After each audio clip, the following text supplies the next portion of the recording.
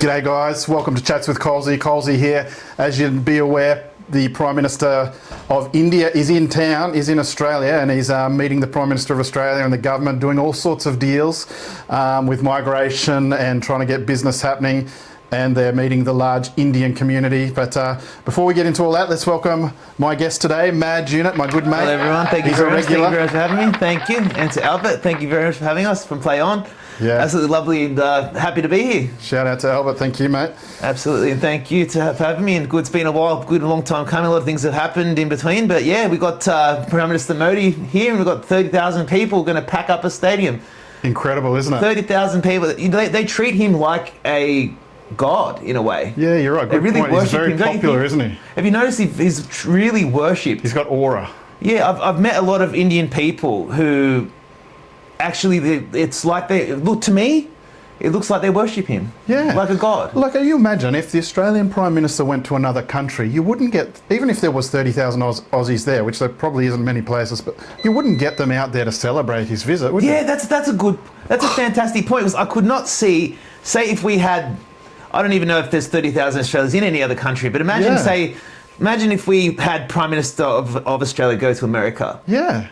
And he came to visit. Do you think he could pack out a stadium? No. I don't think so. What's going on here? This is a huge... That's the thing, because they are still tied to their original country. We didn't even discuss this, did we? That's mind-blowing. Think about that. He's come here, he's like he's like Taylor Swift, or like a rock star. Well said. They're getting 30,000 Indians just to come and be in his presence. And they will sit there. You will see footage, because last time he came, it was the same thing. As soon as they see him, they all stand up. Like this. Incredible. I don't know. The camera didn't catch this, but they'll stand up and they'll go like this, and they'll cry. You see tears coming from male and female eyes. You see tears. I've seen it before. They worship him like a god. And this is people, imagine it, who have left India. Like, it's not even, if they're Australian citizens now, a lot of them would be, and yet they're still hero worshipping the Indian Prime Minister. I bet they don't go out to see Albanese when he comes to Melbourne. I don't think any. No, this is bizarre. I wouldn't even see. You would even in Australia. Albo couldn't even pack out a stadium if he tried. He's an afterthought. He wouldn't pull, like, say, who's, I don't know, but don't really know if we've got any real famous people in Australia anymore. But who could really pack out a stadium? John Farnham. He could probably pack out half a stadium. Yeah. But I don't think Albo could pack out a stadium. I really don't. Like if somebody announced that Albanese was coming to a country, if someone announced that Albanese was coming to said location, you would just get hecklers. Yeah, exactly. You get a few hecklers. Protesters. You wouldn't get people worshipping him or still. These guys treat him like a god, and he's right wing. This is the thing we need to get to. Yeah, right. Yep. So we are kind of right wing. Look, I'm off the scale. I'm not. I don't even consider myself. Far right. I'm off the scale, like really far, but I'm completely off the scale. But far right. I don't understand why leftists and all kind of stuff support them when they are essentially right wing by design. Yeah. The BJP, who Modi leads, is a right wing party. Yep. Even when it comes to Islam, have you heard what they've said about Islam? I had. I was talking to a guy in Melbourne who I did a podcast with, Indian guy. They are clearing out the streets of people who... They're not tolerant. They're not tolerant. My friend said, if they find someone doing Islamic extreme activity, they'll literally put them on a chain and make them walk around the village, or else they're sending them back to Pakistan and Bangladesh. So they're not tolerant. No, there's capital punishments. There's all sorts of stuff. And then in Pakistan, they're not tolerant either, because they've got where was it where someone got burnt? There was a video of a guy that got burnt, and the police actually dragged him to an Islamic mob. Oh, right. Did you see that? So this is reverse tolerance. That's a Sikh. very Islamic tolerance. So they're intolerant towards other people. Well, like, who do you want to be tolerant? Yeah. You know, these guys aren't tolerant. They're not tolerant. Where do you want to go? No, and I think India, Bangladesh and Pakistan originally were one country. And from my understanding, they chopped off Bangladesh and Pakistan because they were the Muslim areas. They said, have that, it's yours. They're the Muslim areas. Leave us alone. Yeah. So they're similar people, but they're very different religiously and culturally, and obviously they don't get along. They're not tolerant of each other. That's right. Yeah. They are defined by the term South Asian. So when people say that there's nearly 1 million Indians here, Yeah. they don't think of there's another almost million people that are defined under the same category that are here as well. Yeah. We just did those numbers. So in reality, it's people from South Asia. We've got nearly 1 million Indian-born Australians right now, with 971,000 at this time. Yeah.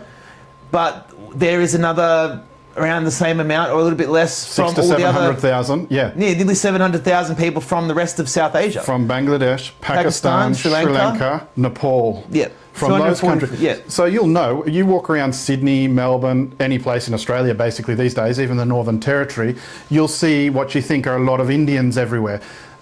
But we don't differentiate. We don't know if that's an Indian or if that's a Bangladesh, or they're the same people in our eyes. And so you'll hear the figure that there's 1 million people from India here.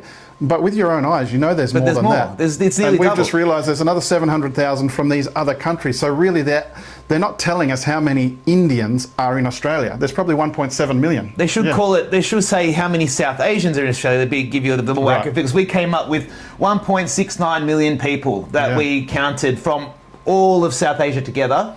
1.629 million people all up. Because every time I jump in a cab or jump in an Uber, or you sometimes see someone when they deliver your food, you're not seeing an Indian name, you're seeing a Bangladeshi name. Yeah. You're seeing a Pakistani name. You're not seeing an Indian name. So they're the ones doing Uber predominantly as well.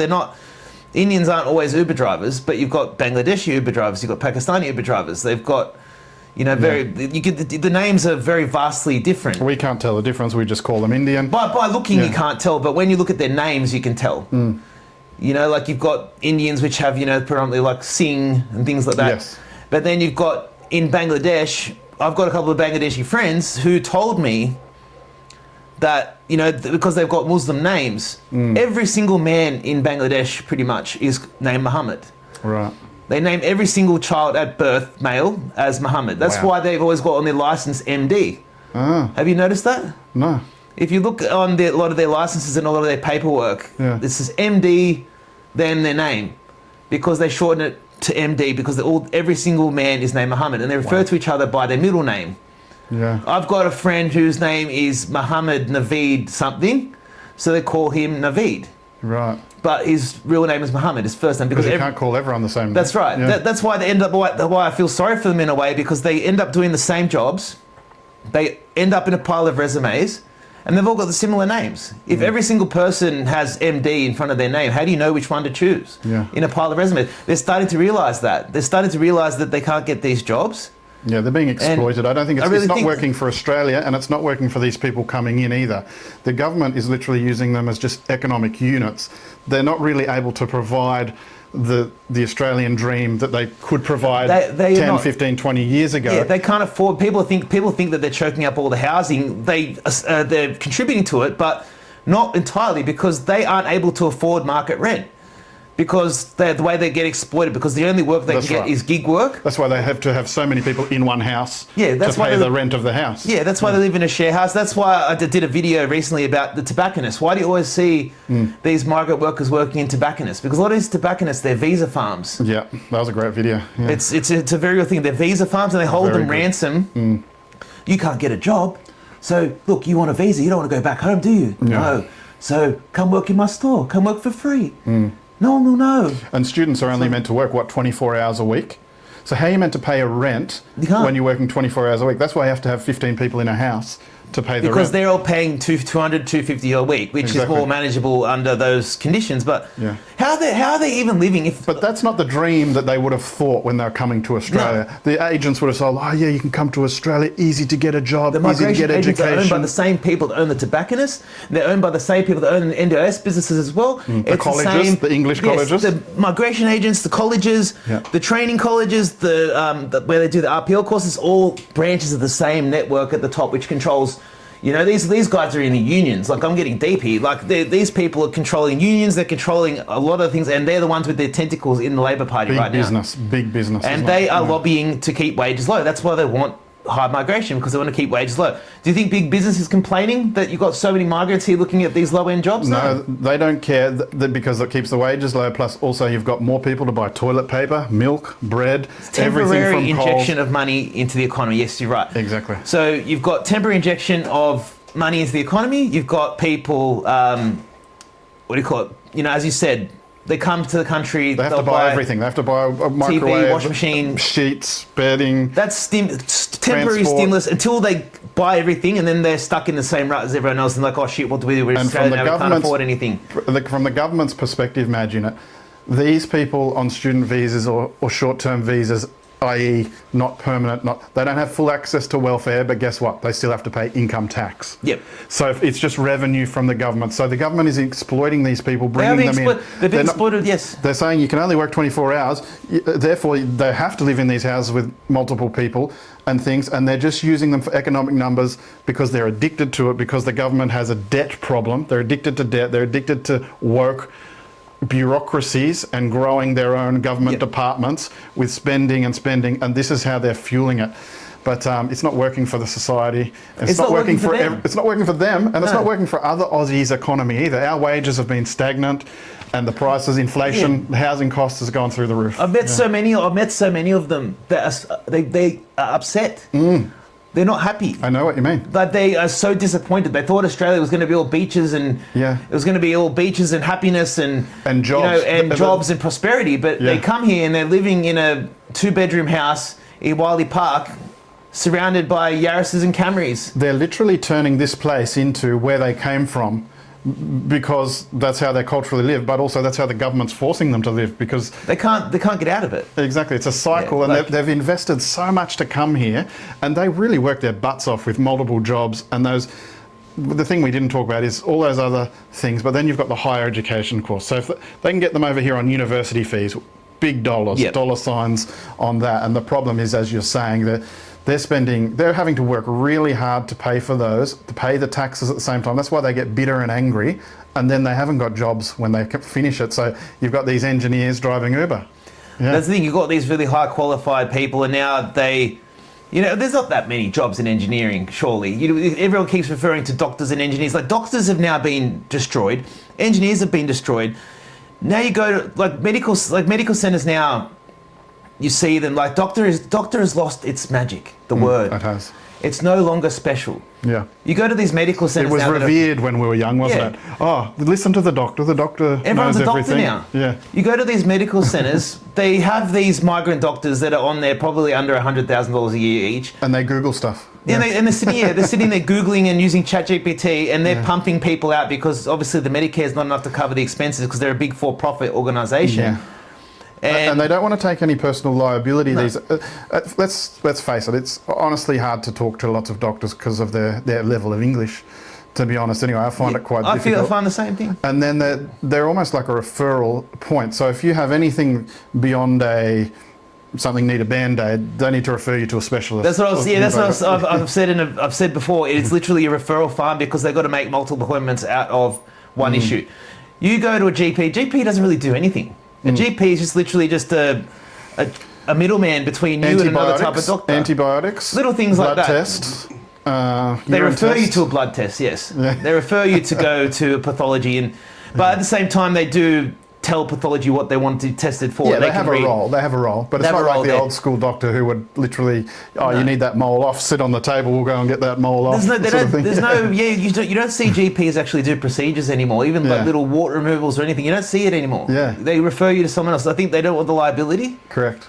And you barely see them doing anything. They don't even give jabs anymore. I've noticed some of them don't do that anymore. I think that's been relegated to pharmacies now. And wouldn't we be better off incentivising or making pathways? See, I think our higher education system has been sold out as immigration, and that's why we're bringing in these doctors. But how about we incentivise and make pathways for Australian students coming out of high school and make more places for them in medical courses, so that we have homegrown doctors who speak the language, who communicate more confidently, and to fill the jobs. surely wouldn't India be better off having all these doctors in India? I mean, they haven't cured everyone in India yet, so why are they not helping the people over there? It just doesn't quite add up to me that we need foreign doctors. If they just use the educational institutions here to educate the local people, then we wouldn't need those people, and those people could go back to their countries and make their countries better. I've got a feeling, in a way, that a lot of the health system wants them here too, because at the end of the day, nurses and doctors, in a medical sense, because you can become a doctor of anything, like Marine Faruqi is a doctor of environmental engineering. That's not, she still calls herself a doctor. People assume she's a medical doctor, but she's not. Right. Yeah, it's not medical. It's not science. Yeah. You can be called a doctor for anything, but the medical doctor in itself and nurses, I really think that they're pushing immigration numbers because doctors, whether we like it or not, I know they're important, but they are draining on the economy. On an economic standpoint, they are a drain on the economy because they don't produce anything. They basically live off Medicare. Medicare pays for them. They're not producing anything that's going to make money for the government. They're not producing revenue. They're not making anything. They're paid by the taxpayer. They operate completely through the taxpayer, pretty much. So they want to keep the wages low in that field. Nursing, doctors, things like that, to keep wages low so that the government isn't spending as much money. Because if the government was getting the best and brightest doctors, they'd have to pay more. Yes. And if there wasn't so many doctors, they'd have to pay more. So it's another way of keeping wages down. Wages low in hospitals. That's why the nurses didn't get the pay rise and the police did. And they've been bringing in so many nurses and so many healthcare people and so many doctors.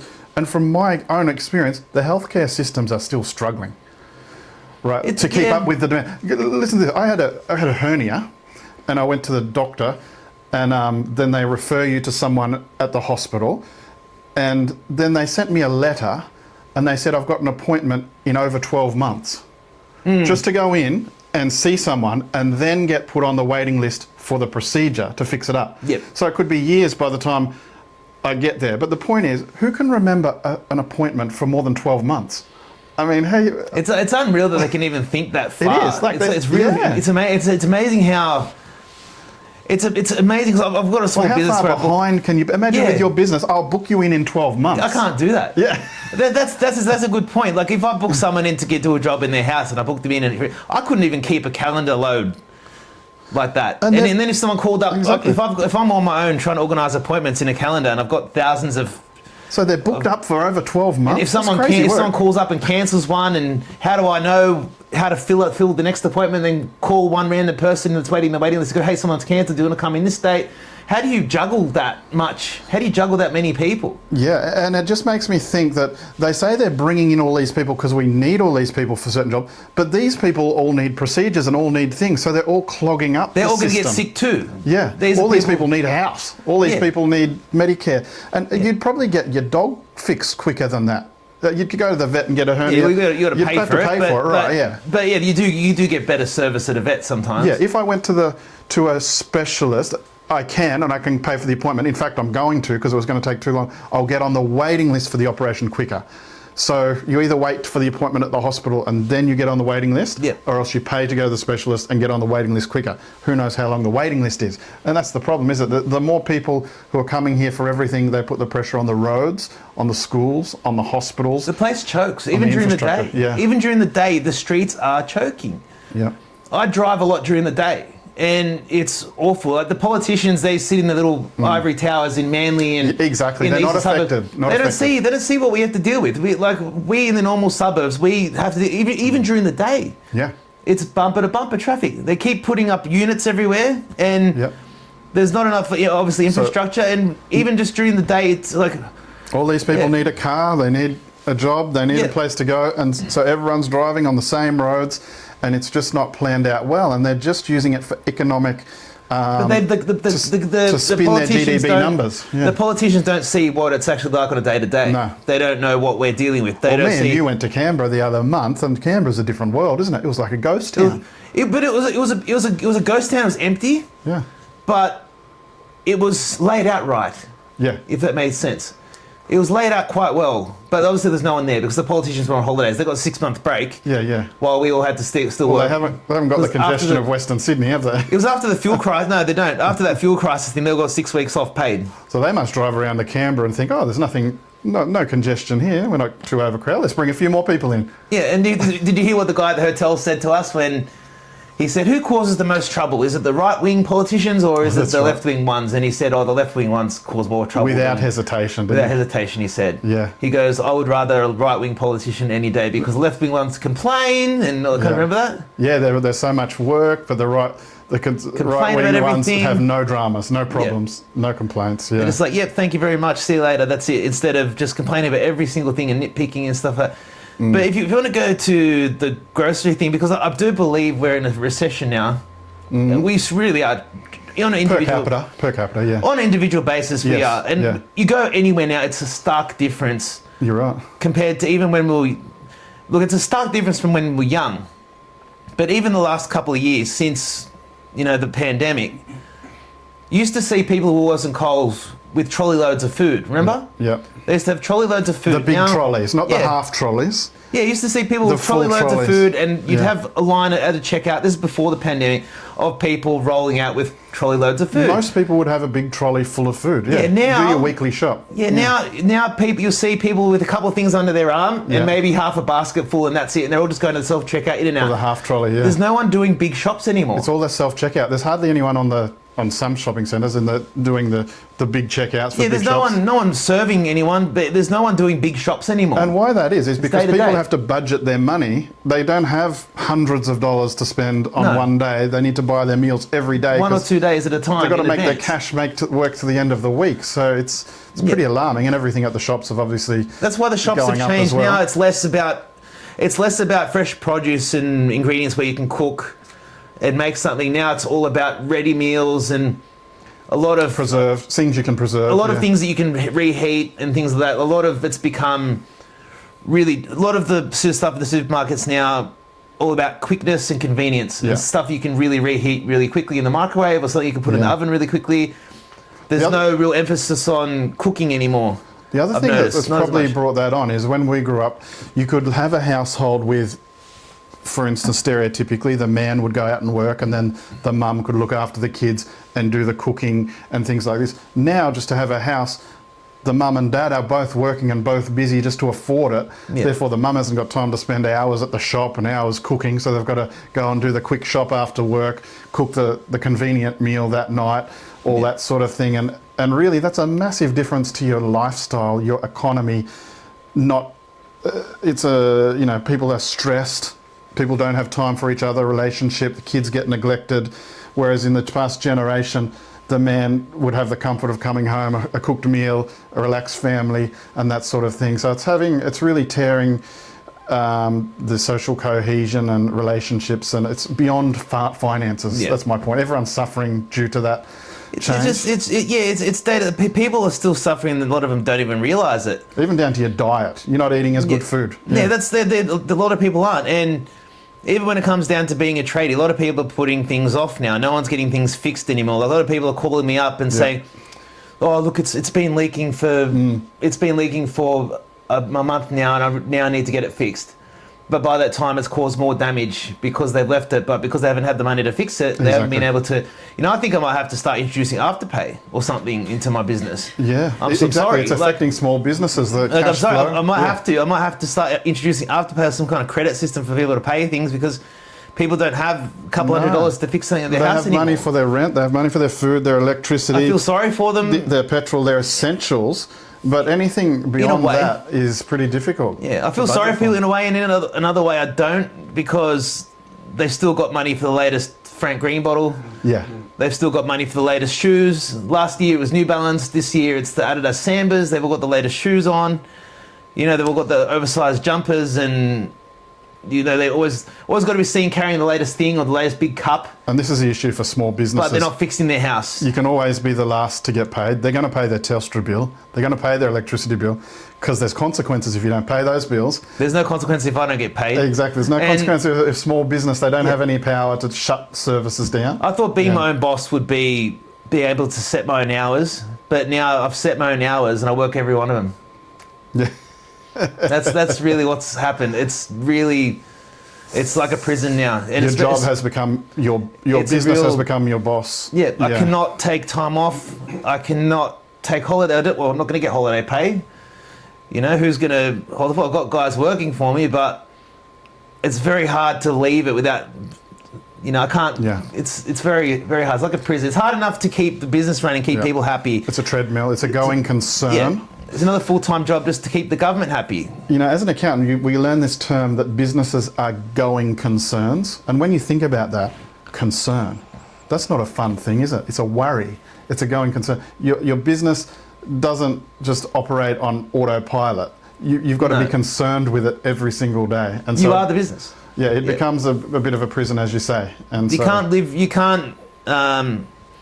It's a lot of small businesses you can't operate without being there. Like a lot of people get really lucky and they get to a point where they get the capital to be able to have people looking after it, but nobody's going to look after it like you do. True. You know. Yeah. And you're in accounting. The ATO is linked to your bank account already. Like when you got a business, right? They know, they can see everything. They can see your zero. They can see whatever accounting software already. Yeah. They know what's coming in and out all the time.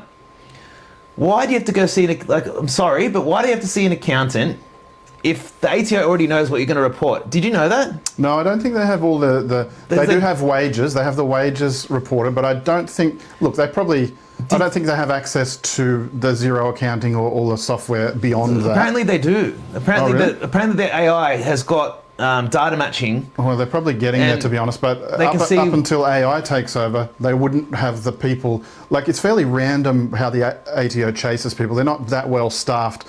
Like, they haven't got a staff member for every business or every person out there. So they use AI for everything, and their AI is advanced beyond our comprehension. Oh, I didn't know. And I think you only get audited when you report something different to what they already know.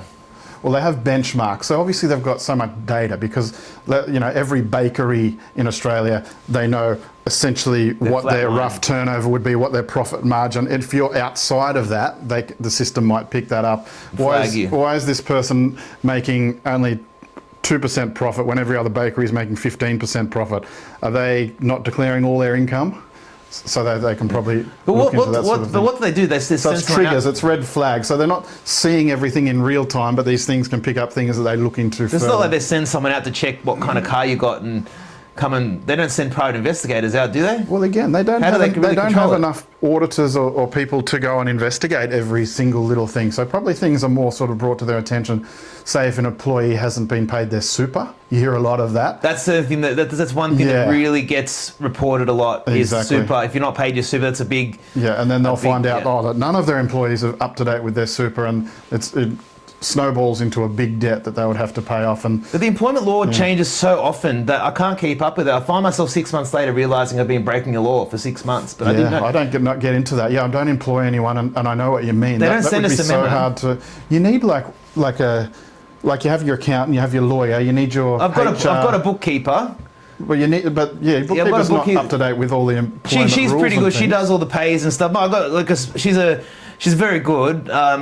But she keeps on top of a lot of the stuff, but she can't even keep up with the law changes and stuff. She's like, oh, you know, we've been underpaying someone, you know, an hour or something every, you know, she finds out 6 months later that, you know, the definition of a working week might have changed or something. Like, it's weird. But they don't send us out a memo and tell us that the laws have changed. They don't tell us anything. Yeah. Yeah, it's interesting.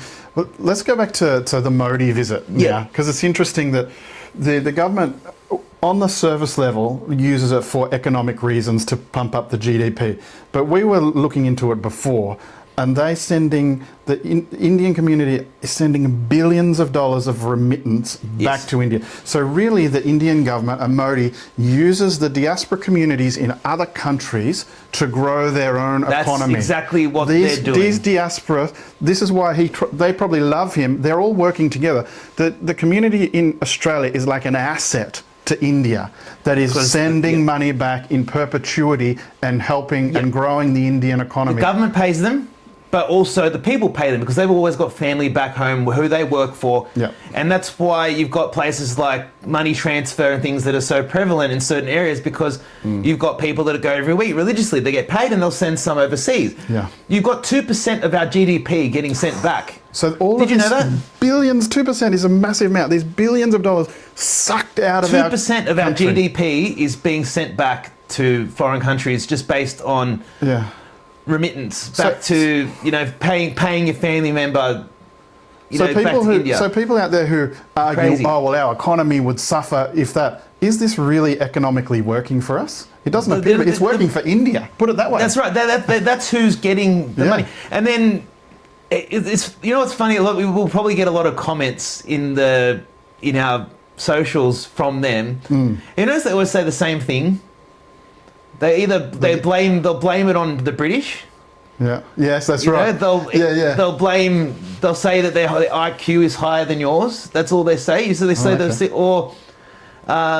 have you noticed those kind of comments that they say? Oh, and they always act out like all the Australians are on Centrelink. That's what they always say. And our economy wouldn't last. We're the only ones who pay taxes. Like you've been here for 5 minutes, mate. Yeah, they always refer back to Centrelink. That's what they do. They refer back to Centrelink. They say my IQ is higher than yours. But it's funny how trains take out how trains are probably their biggest threat. You know that? Trains? No. How many people get unalived by trains in India every year? You mean because they're hanging off them? They're just all over them? They're all over them. Trains are they're actually apex predator. Yeah.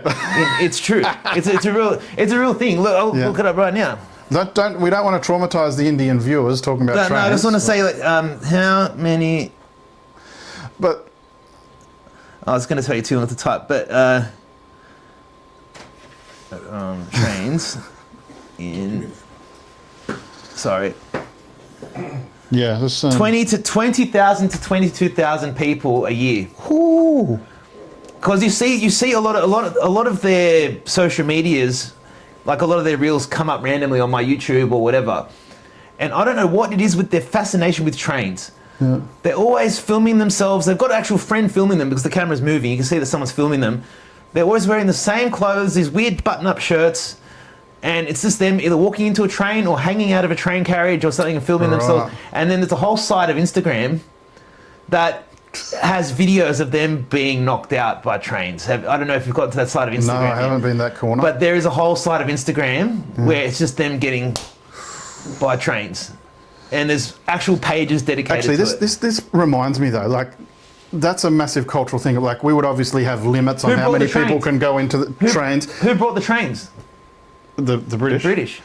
But the point is, they have different standards and cultures over there. And you were talking about this the other time. So we bring in tradies and builders, or even people who go on trains or everything. They don't have as the requirements of the occupational health and safety. I know we probably go overboard on a lot of things. But really, if you bring these people in and they start getting into government and into things, into building standards and things, they might start lowering these safety things, and then you get worse quality. That's what I'm afraid of, and that's what next thing you've got people hanging off trains and dying off trains, and it's just normal. Well, that's what we're seeing in building now. We're seeing that our standards will get diluted. Yeah, because a lot of they're a very high trust society on their own people. They trust their own people. When they come to a foreign country, they will latch on to someone that looks like them, because they trust them. So if a builder comes along that's Indian, I've seen this happen to innocent Indian families. They will have a house built by an Indian person who's gotten their building license out of a cereal packet, goes and builds them a house not up to code. You see them on a current affair all the time. You look at a current affair, every time there's a dodgy builder, it's one of them. Yeah. And they've always shrunk to their own people. Wow. It's their own people sitting there crying in front of the camera. Why can't we put our trust in him? We trusted him. It's their own people. They scam their own people because I don't know if they don't know the rules or they don't want to know the rules. Well, they wanted to save half the price of the house, probably. But I feel sorry for them in one way. But in another way, I don't feel sorry for them because they chased the cheapest quote, most likely. Or they just didn't know better. Maybe that person could communicate with them better in their language. Maybe that's all it was. Maybe it's just as innocent as that. I don't know. I've had some people online talk about the northwest area of Sydney, maybe where that guy called you on the way, like Kellyville and this sort of thing. Baulkham Hill, anywhere with the Hills District. Apparently there's become a very big block of Indian area. It's almost like mini India over there. Kellyville is very... And it's pumping up the property prices. The ones who've done very well end up there, and these houses are $2 to $3 million. They're not cheap. And Yeah. you're talking somewhere that's just a bit north of Blacktown. Yeah. How expensive it is. But the concern for those locals who have lived there for long term is that, hang on, we feel like foreigners in our own suburbs now, in our own countries. We feel like we have to move. It feels too much like India here. And I think they're getting the elected officials in. It's having a massive change on the place. I mean, it gets to the point where should this place called be Australia anymore? I mean, if you get too many people from India, it's not Australia anymore, is it? No, it's not. It's just, I don't mind people coming. We just need less. But I don't mind people coming for as long as they adopt Australian values and they're happy to leave their country behind. Like, acknowledge your country, acknowledge it. But really, you've come here for a reason. Yeah. Just as my grandparents did. They came for a reason. They wanted to leave their culture behind. Yeah. You know, But it's very hard to assimilate nowadays. They don't need to. Exactly. Your family came, they didn't have their mobile phone or their connections to home, and they came here and that was it. They were here. But now Yes. they can send money back, talk, watch their Indian TV.